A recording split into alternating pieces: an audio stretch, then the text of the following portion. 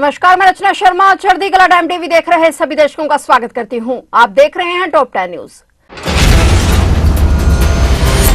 दिल्ली विधानसभा चुनाव में भारतीय जनता पार्टी की जीत के बाद पार्टी ने राजधानी में ट्रिपल इंजन सरकार स्थापित करने की दिशा में कदम बढ़ा दिए हैं। इस प्रयास के तहत आम आदमी पार्टी के 3 मौजूदा पार्षदों ने बीजेपी की सदस्यता ग्रहण की है। दिल्ली बीजेपी अध्यक्ष वीरेंद्र सचदेवा ने इन पार्षदों को पार्टी में स्वागत किया। दिल्ली बीजेपी अध्यक्ष वीरेंद्र सचदेवा ने इन तीनों पार्षदों को औपचारिक रूप से पार्टी की सदस्यता दिलाई। यह घटनाक्रम दिल्ली की राजनीति में बड़े बदलाव की ओर इशारा कर रहा है। इससे एमसीडी में भी बीजेपी के प्रभाव को मजबूती मिल सकती है। दिल्ली विधानसभा में जीत के बाद अब बीजेपी की नजर एमसीडी चुनाव पर भी है।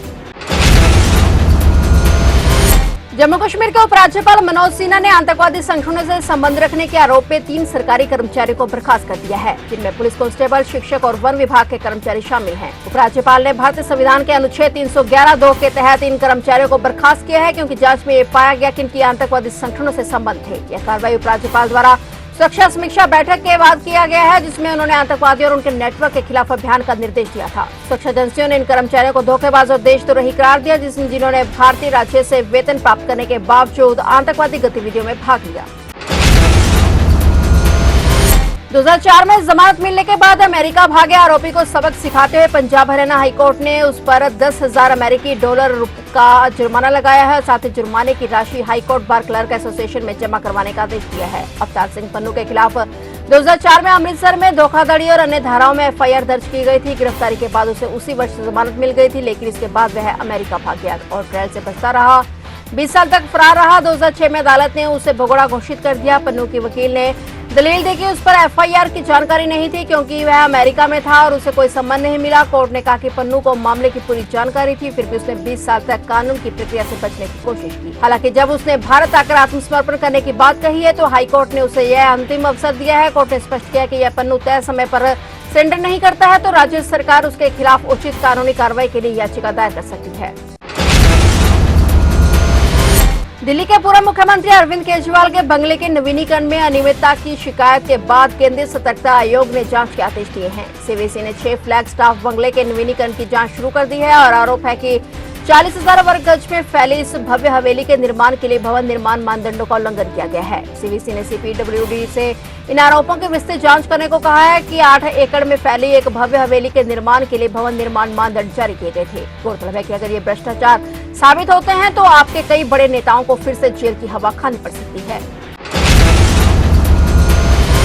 सूत्रों से मिली जानकारी के अनुसार भाजपा के राष्ट्रीय नेतृत्व ने दिल्ली में मुख्यमंत्री और मंत्रिमंडल के चयन के लिए होमवर्क पूरा कर लिया है और अब केवल अंतिम निर्णय लेना बाकी है। इसके चलते भाजपा सरकार के गठन की प्रक्रिया आज शनिवार से तेज हो गई है। प्रधानमंत्री नरेंद्र मोदी अपने विदेशी दौरे से वापस लौट आए हैं और उसके बाद दिल्ली में नए मुख्यमंत्री और मंत्रिमंडल के चयन की प्रक्रिया अंतिम दौर में पहुंचने वाली है। भाजपा के शीर्ष नेताओं ने इस प्रक्रिया के लिए अपनी रणनीति पहले ही तैयार कर ली है। प्रधानमंत्री मोदी के दिल्ली पहुंचने के बाद सरकार बनाने की कवायद तेज हो गई है। बताया जा रहा है कि मुख्यमंत्री और मंत्रिमंडल का शपथ ग्रहण समारोह 19 या 20 फरवरी को हो सकता है।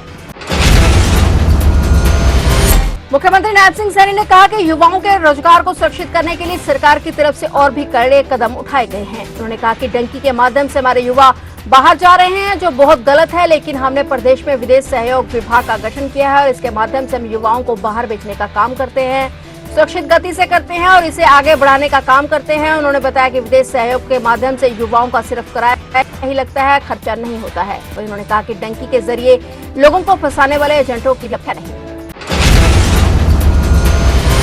यूक्रेन के राष्ट्रपति व्लादिमीर जेलेंस्की ने जर्मनी में आयोजित म्यूनिख सुरक्षा सम्मेलन में अपना दर्द बयान किया। राष्ट्रपति जेलेंस्की ने यूक्रेन की नाटो सदस्यता को लेकर अमेरिका के रवैये पर बड़ा बयान दिया है। जेलेंस्की ने कहा कि अमेरिका और बाइडेन प्रशासन ने कभी भी यूक्रेन को उत्तर अटलांटिक संधि संगठन नाटो के एक सदस्य के तौर पर नहीं देखा। वहीं अमेरिका के नए रक्षा मंत्री पीट हेगसेथ ने कहा कि यूक्रेन की नाटो सदस्यता यथार्थवादी नहीं है। उन्होंने आगे कहा कि यूक्रेन 2014 से पहले की सीमा को फिर से हासिल करने का सपना देखना छोड़ दे। अमेरिकी रक्षा मंत्री का यह बयान यूक्रेन के लिए बड़ा झटका है। यूक्रेन के राष्ट्रपति जेलेंस्की ने कहा कि वह रूस के राष्ट्रपति व्लादिमीर पुतिन से मुलाकात करने के लिए तभी सहमत होंगे जब अमेरिका के राष्ट्रपति डोनाल्ड ट्रंप के साथ साझा योजना पर वार्ता हो जाएगी। प्रयागराज में 13 जनवरी से शुरू हुए महाकुंभ में गंगा और त्रिवेणी संगम में स्नान करने वाले श्रद्धालुओं की संख्या 50 करोड़ को पार कर गई है। मेला प्रशासन के आंकड़ों के मुताबिक अकेले शुक्रवार के दिन ही शाम 6 बजे तक 92,84,000 लोगों ने महाकुंभ में स्नान कर लिया था और अब तक कुल 50 करोड़ 30 लाख से अधिक लोग इसकी डुबकी लगा चुके हैं। महाकुंभ में बने इस नए कीर्तिमान पर उत्तर प्रदेश के मुख्यमंत्री योगी आदित्यनाथ ने कहा कि भारत की आध्यात्मिकता, एकता, समता और समस्त के जीवन प्रतीक महाकुंभ 2025 प्रयागराज में अब तक पावन त्रिवेणी में 50 करोड़ से अधिक श्रद्धालु आस्था की डुबकी लगा चुके हैं। सीएम ने श्रद्धालुओं का हार्दिक अभिनंदन किया।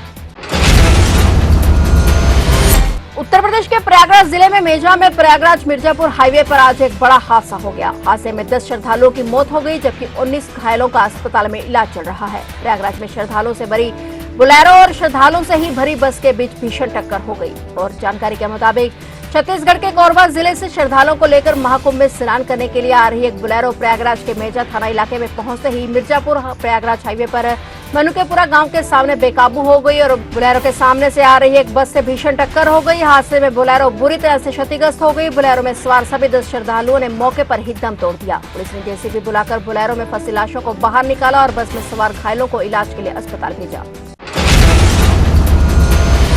कांग्रेस ने महाराष्ट्र, हरियाणा और अब दिल्ली चुनावों में निराशाजनक प्रदर्शन के बाद राष्ट्रीय संगठन में बड़ा बदलाव किया है। पार्टी ने मध्य प्रदेश, ओडिशा और पंजाब सहित कई राज्यों के प्रभारी बदल दिए हैं। छत्तीसगढ़ के पूर्व मुख्यमंत्री भूपेश बघेल और राज्यसभा सांसद सैयद नासिर हुसैन महासचिव बनाए गए हैं। भूपेश बघेल पंजाब और नासिर हुसैन जम्मू कश्मीर के संगठन इंचार्ज बनाए गए हैं। इन नेताओं को नई जिम्मेदारी दी गई है। कांग्रेस संगठन महासचिव केसी वेणुगोपाल ने बताया कि ये नियुक्तियां कांग्रेस अध्यक्ष मल्लिकार्जुन खड़गे के निर्देशानुसार की गई हैं। आगामी चुनावों के मद्देनजर ये बदलाव जरूरी थे। निश्चित ही सभी राज्यों में संगठन को मजबूती मिलेगी। कांग्रेस के राष्ट्रीय अध्यक्ष मल्लिकार्जुन खड़गे ने 11 नेताओं को नई जिम्मेदारी सौंपने के साथ ही कुछ नेताओं को दायित्व मुक्त भी कर दिया है।